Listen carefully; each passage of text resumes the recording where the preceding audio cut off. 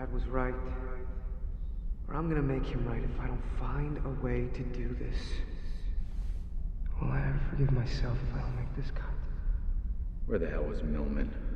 Too good to show up in practice now, I guess. Oh, I don't know how to handle these kids. What do I say to them? Talking. Their lips aren't moving. I'm not their mother. I'm their coach. Coach thinks I'm worthless. I am worthless. I'm a worthless piece of shit, and Millman's always gonna be better than me. Am I reading their minds? Maybe you just never really listened to them before. Oh, I've only got 4 qualifiers left. I gotta get new mats. I can't stick this double-double. My line's not straight on the bar. I'm such a worthless piece of shit. Come on, Tom. You can compete with Trevor and Dan. Look up to Maybe me. you'll forgive me if I don't make this. You gotta be doing this. Otherwise, I'm losing my mind. Sometimes you have to lose your mind before you come to your senses. Millman! Sometimes you have to lose your mind before you can come to your senses, meaning a belief system within the mind. Remember, we have 2 belief systems, that of fear, that of love, that which is the ego, that is sacrifice, separation, and suffering. All of this trash we've been talking about. That is what Socrates is talking about. Welcome to part 2 of Way of the Peaceful Warrior. I am so excited.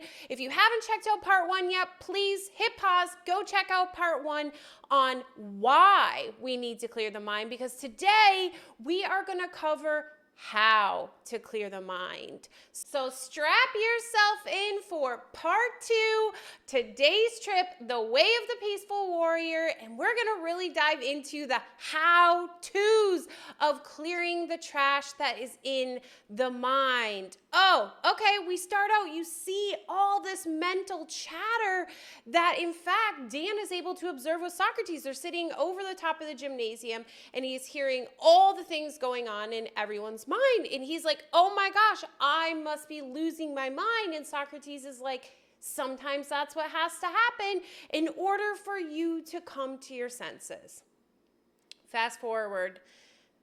Dan is in training with Socrates, and we see that he's like cleaning toilets, he's sweeping, he's doing all of this, service work, petty work, things that at the level of form, someone would not believe is training.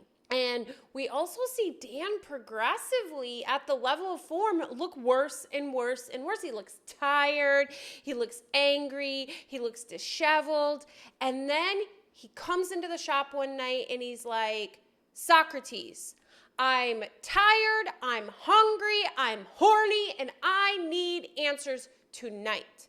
And we see right there that this entire time, this training with Socrates, that is training of the spirit, he's been viewing it through the ego belief system. He's been viewing it as the necessary sacrifice in order to self-gain. He must sacrifice all of this stuff, which is why he is looking the way in which he is looking, because his mind believes it is sacrifice. And we know that our body is just a projection of what our mind is believing. So he needs answers, because if he's going to continue to sacrifice these things, he better have outcomes. That's exactly how the ego belief system works. So we see he's obviously still residing there. He's still listening to the trash. And he doesn't like what Socrates has to say. He doesn't like what Socrates has to offer. And he remembers what it was like to fully live in the ego belief system, to fully follow the illusions of the ego. So what does he do? He goes back. He goes back to it. And why does he go back to it? Because when he asks Doc for the answers and why he's doing all of this petty stuff and why he feels like he's getting worse before he gets better, Doc's response is, you need to give up attachments and addictions. That is what you are doing right now. But that was not enough. The ploys and the shininess and the smoke and mirrors of the ego was just too appealing that he got attracted right back to it. And then, of course, we see his life all of a sudden looks beautiful. He's doing amazing as a gymnast again. The women are crawling around him. He's looking happy. He's looking healthy. And life appears to be absolutely beautiful. Then, boom. the duality steps in. He has chosen to live fully in the ego illusion. And if you haven't watched the video on the duality roller coaster, go check that out. It is the understanding that when you choose to experience the high highs from the place of the ego belief system, you are going to have the other shoe drop. You are going to experience the extremes because the illusion is that of duality. It is black, it is white, it is up, it is down, it is yin, it is yang, it is feminine and masculine. I could go on forever because literally the whole illusion is based on opposites. So he's high. He's high, high, high. And then we see him driving his motorcycle at very high speeds, racing in and out, very reckless. And boom, he experiences the duality. And this nightmare that we started out with at the very beginning of the movie in part 1, all of a sudden has meaning to it. All of a sudden he sees the meaning in the illusion. And, we see the video of it shattering as if it did in the beginning of the movie. And then he's in the hospital. And he wakes up. And he is informed that he has not only broke his leg, he has actually shattered it. And it is a hard realization for him that everything he has been chasing in the illusion is no longer there. This goes into the abundance video, friend. This goes into the discussion of where does your abundance come from? Because if it is within the illusion, it can be taken from you in a heartbeat. And that's what we see happen with Dan. His abundance was through his success and his status in the gymnastics and with women, with all these different things. And in a split second, it is all taken away from him, and he no longer has abundance. He no longer has any sort of happiness or peace, and we see him kind of moping around the college and this and that. And then joy. I haven't mentioned joy yet, really, but joy is this beautiful, I would say, maybe like a protege of Socrates. She's called Little Buddha. And of course, the first time Dan ever saw her, he was like, I want more of this. But that was very much his ego. He saw her at the level of the ego. So she isn't really interacting much. And then she pops up when he's sitting at the tree on the campus, and she places her hand on his heart. And of course he sees it as an advance, and she's like, no, have you ever heard of healing hands? Because he's talking about how warm her hands are. And we talk all the time that at the level of the illusion, yes, there's healing, there's energy, there is all of these things. And he realizes that she is healing him, but he says, shouldn't it be on my leg? And she's like, no, I don't think that's what's broken.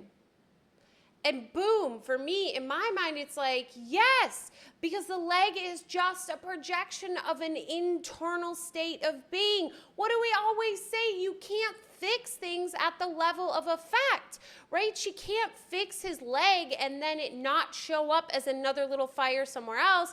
The other day, I used this perfect analogy. There's all these little fires being started everywhere, and you're putting them out, but new ones pop up, when really what you should be doing is finding the little boy that is running around with the box of matches.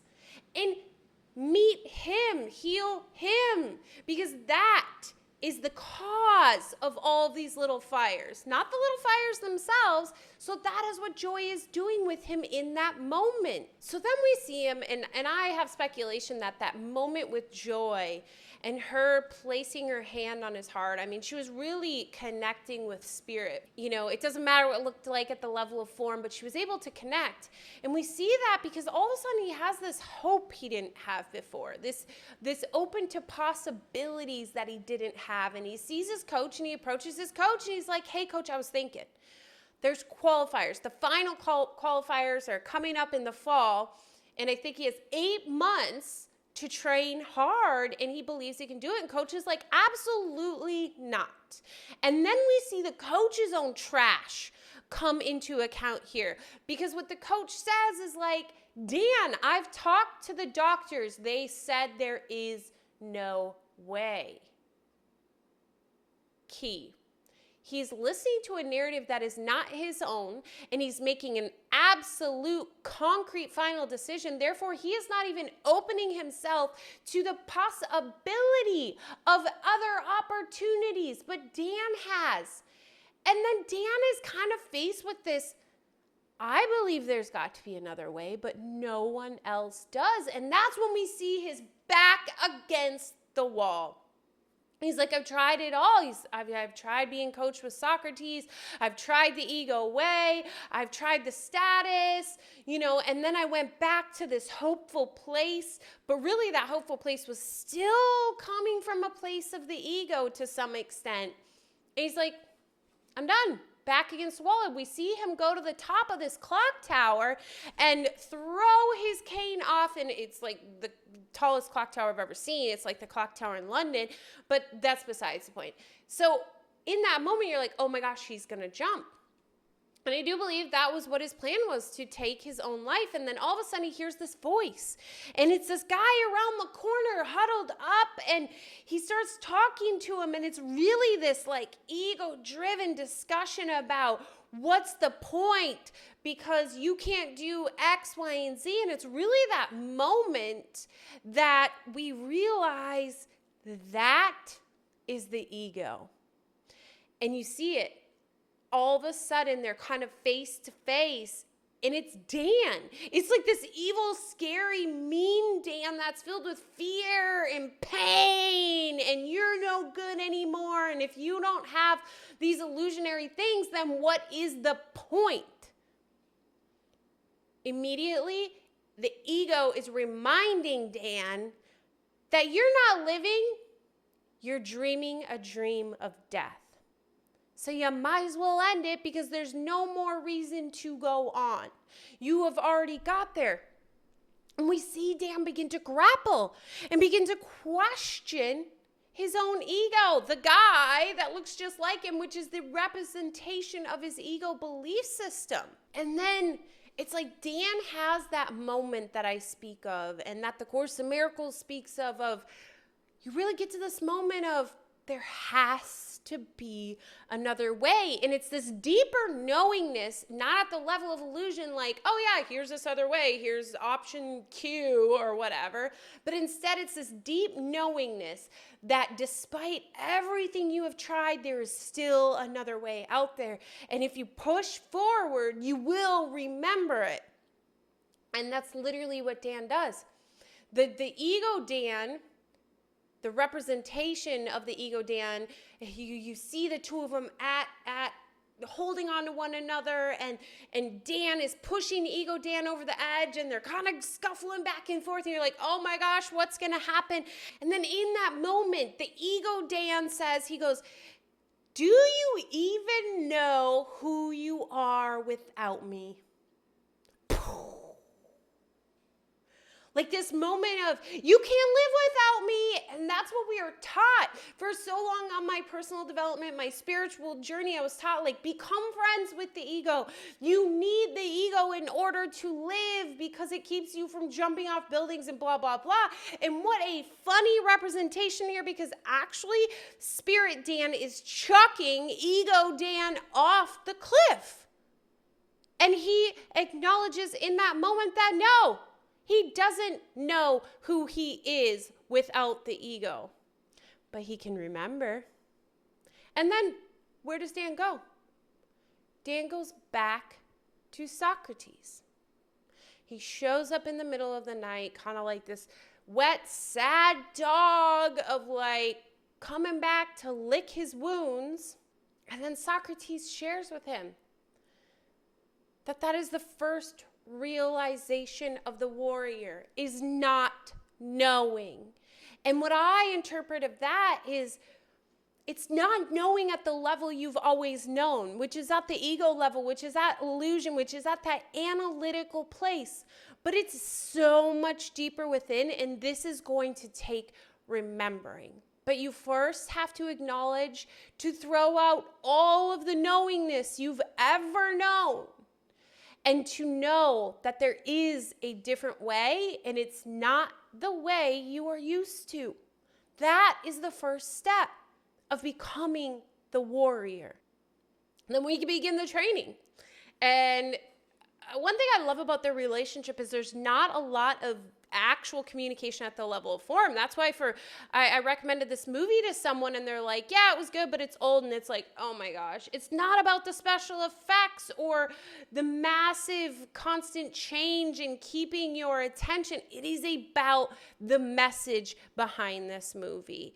And we see that so much. I mean, the majority of the time, I think Socrates and Dan spend together is in silence. I haven't done the numbers, but I would speculate it is. So Socrates are like, all right, training begins. So then we see him bring him over to this crappy car, and he's like, you sit here until you have something of relevance to share with me. And you see Dan's face be like, what?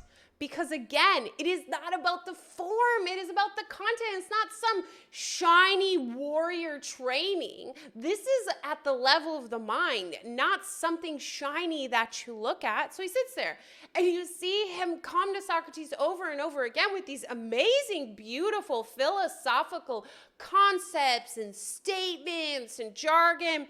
And Socrates is pretty much saying like, nope, that's trash, that's trash. And he doesn't say it, his eyes do, of course. That's trash, because that's all ego level. Don't get me wrong, I love some good philosophy and discussions at that level, but the truth is, the words at the level of form are just more trash getting in the way, because we know ultimately Dan didn't come up with that stuff. He's reciting knowledge he has taken in. And if we go back to part 1 of why clean out the trash, is because you've always been told what to believe. So the knowingness you have within is all of this knowledge that's been given to you. It's not yours, but deep, deep, deep within, underneath the layers of the remembrance is your knowledge, is your truth, is the truth.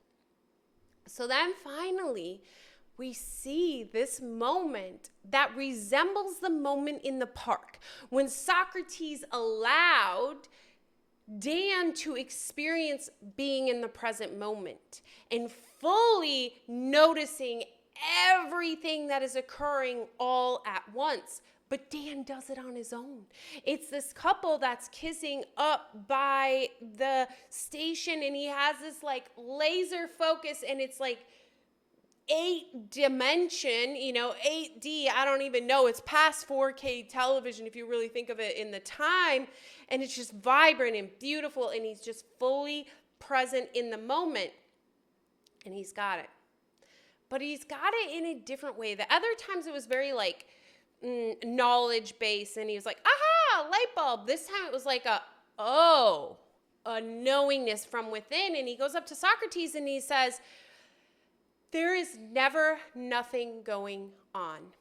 No ordinary moments. And that is the statement that Socrates had shared with him in the park, which sparked remembrance, which allowed for him later on, after he went back to the ego belief system and realized truth really isn't there, and he's found his way back, that remembrance had sparked enough for him eventually to experience and remember that fully on his own again. And that is what we get to see. And it's like what it's actually representing is to fully be in the present. And the only way to fully be in the present moment is to remove all trash, all distractions, all that mental chatter. Like we started this video out with at the beginning, you can hear everybody's mental chatter. Nobody is in the present moment. They are worried about the past. They are predicting the future. The ego is where they're at, constantly being robbed of this present moment. And all of that trash, all of the thoughts and ideas and judgments and oppositions that you hold within your mind are of the ego belief system. And in order to get to the true remembrance of truth, you have to clear that away. And then that is when the journey really begins. That's when you start really living. That's when you really begin to see that for so long you were dreaming a dream of death. And we all of a sudden see Socrates say, welcome back. Welcome back, and that is exactly where we will end this video at. Welcome back. Holy crap, what a trip. Part 2 of how to clear the mind. You've got to get rid of the ego belief system. You've got to step in fully to your innate state of spirit and truth. But you first have to become aware of how the ego belief system is showing up in your life. And we saw that Dan went back and experienced it, really got to see like, oh, especially when it was all taken away from him. He was able to actually experience the things that Socrates had been saying. And as I've told you before, I said that we can't teach these things. These things are to be experienced. And I truly believe that a person cannot begin to grasp this, begin to clean out the trash until they truly believe there has to be another way, until they've experienced some sort of back against the wall moment. And that may be something tiny for one person or massive for another. And for me, it was a multitude of them. I would get there and go back, get there and go back. And we also see that with Dan here. Curious, are you at a place, have you been at a place where there has got to be another way? Are you currently on the journey of continuing to empty that trash and then to embody the truth that lies beneath? Because remember, the trash can always come back in, and Dan shows us that there, that he had this remembrance and he went back, and there's nothing wrong with it. It was a part of his journey. Whoa. That was our trip for today, friends. Part 2 of A Way of Peaceful Warrior. Absolutely amazing. I cannot wait for next week, part 3 of The Way of the Peaceful Warrior. Make sure to like, subscribe, turn on notifications, and comment below. This is a powerful movie. And if you are watching these videos, there's got to be some remembrance being sparked. And I would love, love, love to hear how this is sparking remembrance in you. And as always, friend, until next time, remember you are worth it. So much love. Bye-bye.